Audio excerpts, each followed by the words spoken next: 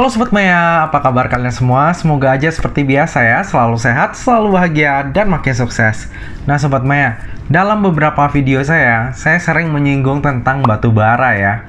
Sobat Maya tahu nggak bahwa batu bara itu disebut juga dengan energi fosil? Pernah nggak kebayang suatu hari nanti kalau misalnya energi fosil ini terus-terusan dipakai, kan nggak ada persediaannya ya? Kalau habis gimana? Wah, pastinya kacau banget. Bisa-bisa nanti gelap gulita di mana-mana. Nah, berangkat dari hal tersebut, mulai banyak nih pemerintah di seluruh dunia yang mulai mendorong untuk pengembangan energi terbarukan. Selain karena energi fosil makin lama makin habis, lalu nggak bisa digantikan juga. Nah, penggunaan energi fosil yang terlalu berlebihan ini dapat mengakibatkan pemanasan global ataupun climate change. Tapi energi terbarukan itu sendiri apa sih? Jadi energi terbarukan itu adalah sebuah energi yang nggak akan pernah habis, berasal dari sumber daya alam kita, dan terbentuk dari proses alam yang terus berkelanjutan. Contohnya itu adalah sinar matahari, ombak, angin, panas bumi, dan lain sebagainya. Tenang. Di video kali ini kita nggak akan membahas tentang energi terbarukan ya. Tapi pada video kali ini kita akan membahas tentang sebuah perusahaan yang akan listing nih di bursa kita ya sebentar lagi ya. Yang konon katanya produknya itu berhubungan dengan energi terbarukan. Siapa lagi kalau bukan PT Semakom Integrated dengan kode ticker SEMA. Penasaran dengan prospektusnya? Jangan lupa saksikan video ini sampai habis ya.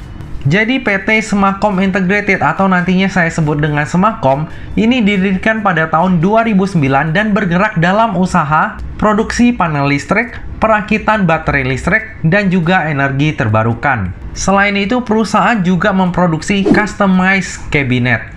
Jadi sebenarnya dari tahun 2009 Semakom itu fokusnya pada produksi panel listrik. Lalu di tahun 2020 mulai melebarkan sayapnya di industri perakitan baterai listrik dan juga energi terbarukan. Nah, mungkin banyak yang salah kaprah menganggap bahwa Semakom ini memproduksi panel surya ya. Padahal enggak. Semakom ini memproduksi panel listrik, bukan panel surya. Jadi beda ya Sobat Maya. Lalu energi terbarukannya dari mana? Dari produk inverter dan juga charge controller. Jadi alurnya itu kurang lebih seperti ini. Energi yang dihasilkan dari panel surya masuk ke charge controller, lalu masuk ke baterai. Nah, arus dari panel surya tersebut adalah arus satu arah atau lebih dikenal dengan DC. Nah, baterai di sini berfungsi untuk menyimpan energi ataupun arus listrik dari panel surya lewat charge controller. Lalu arus DC ini diubah oleh inverter menjadi arus bolak-balik, baru kemudian digunakan untuk jaringan listrik. Saat ini Semakom telah memiliki beberapa macam penghargaan berskala internasional, antara lain Siemens Technology Partner sejak tahun 2009, lalu The Hyundai Electric Business Partner sejak tahun 2018, dan yang terakhir adalah Fiber Home Authorized Fit-On Series Assembler sejak tahun 2020. Saat ini pabrik Semakom berlokasi di Gunung Sindur, Bogor. Nah, Semakom telah membuat rencana bisnis untuk mendukung prospek usahanya hingga tahun 2026.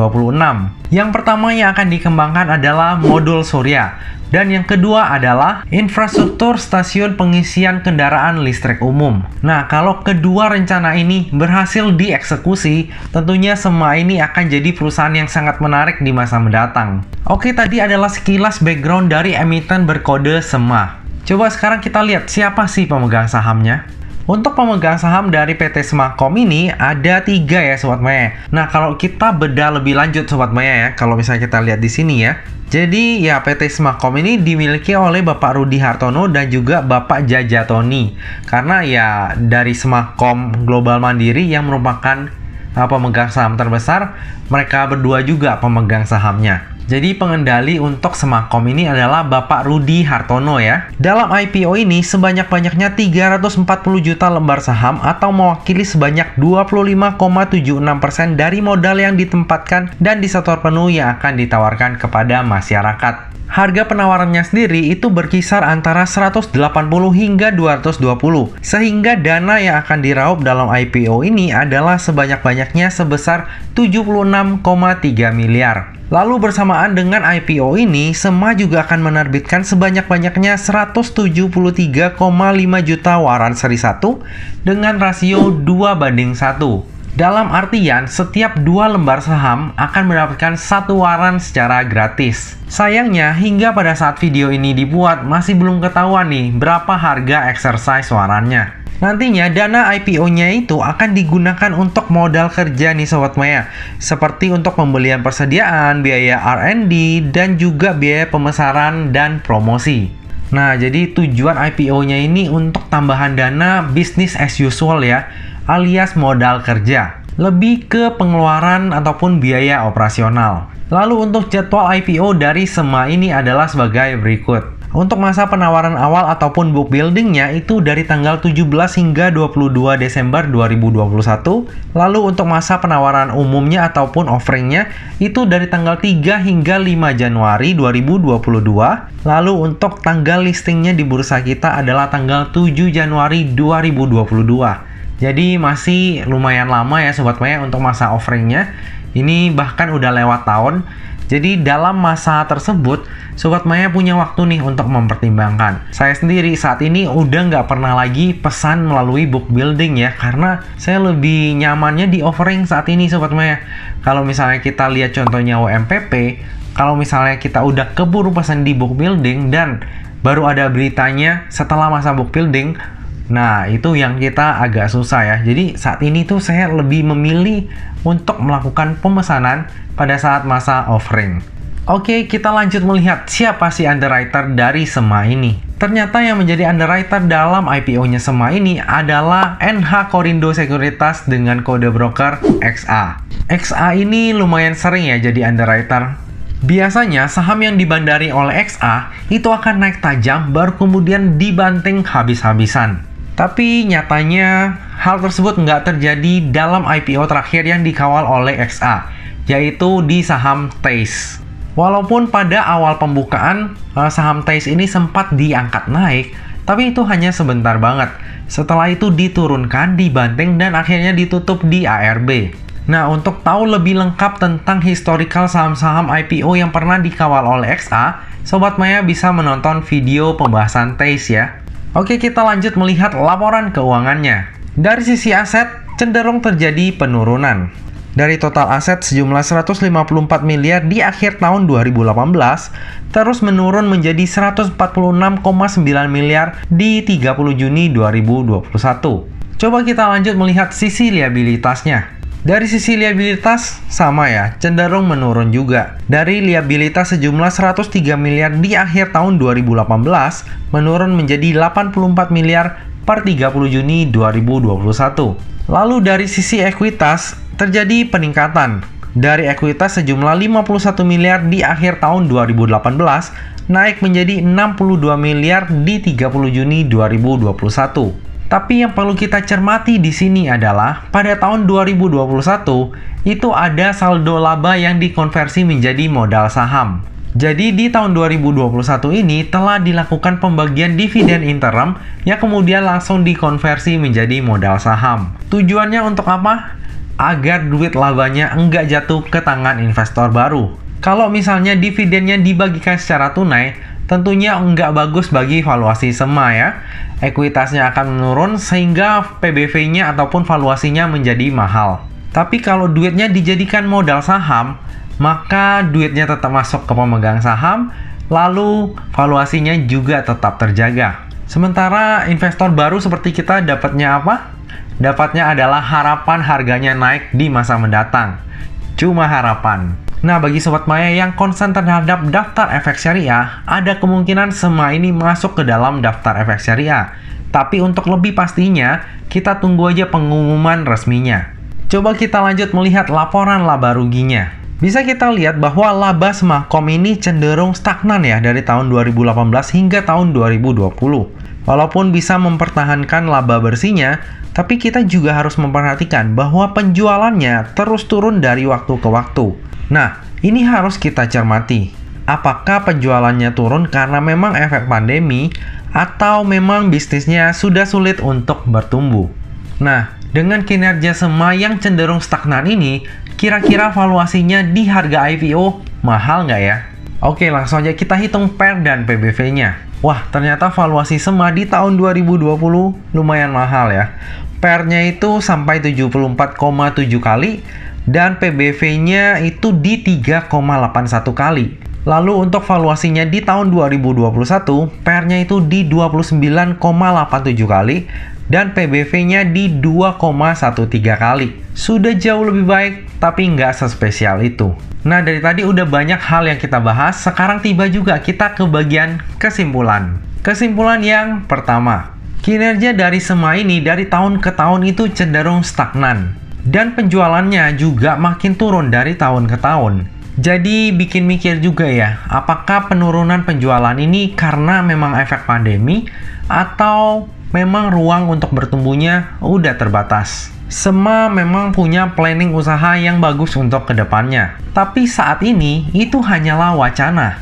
Dan kita nggak tahu apakah itu akan direalisasikan atau sampai pada akhirnya tetap menjadi wacana. Dari sisi valuasi, SEMA ini juga biasa aja ya. Nggak spesial-spesial banget.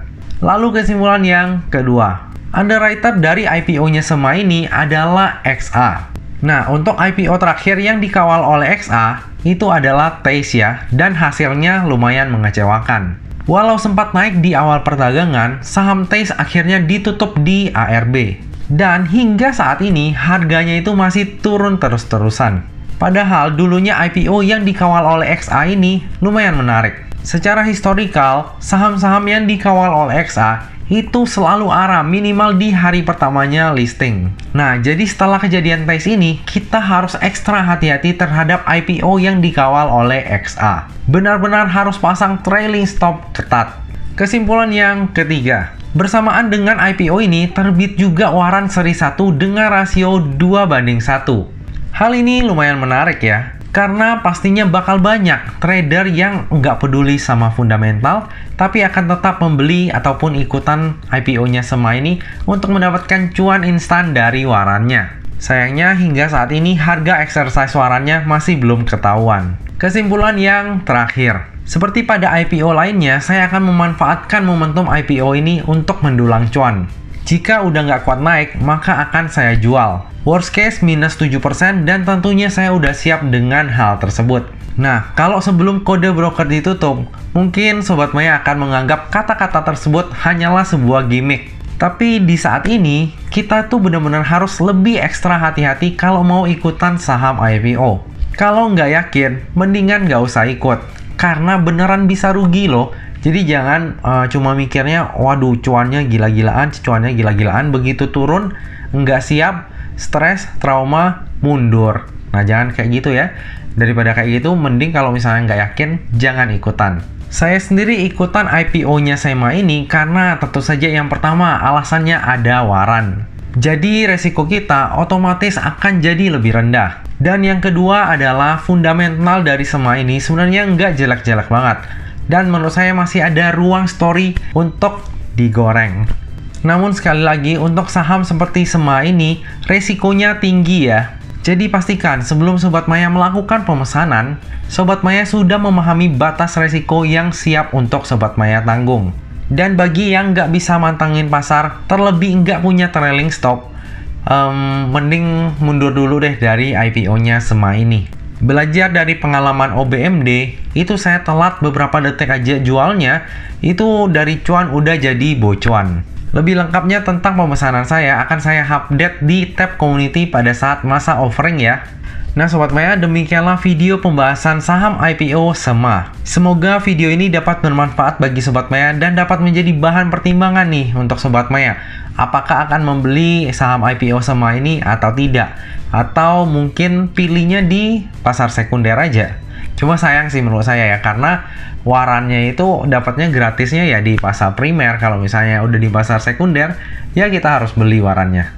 Bagi yang merasa terbantu dengan adanya video ini, jangan lupa untuk subscribe, like, komen, dan share video ini ya. Nah Sobat Maya, akhir kata jangan lupa untuk selalu jaga kesehatan, jangan lupa untuk selalu bahagia, dan semoga perjalanan investasi kita selalu cuan bareng-bareng. Sampai jumpa di video selanjutnya. Dah.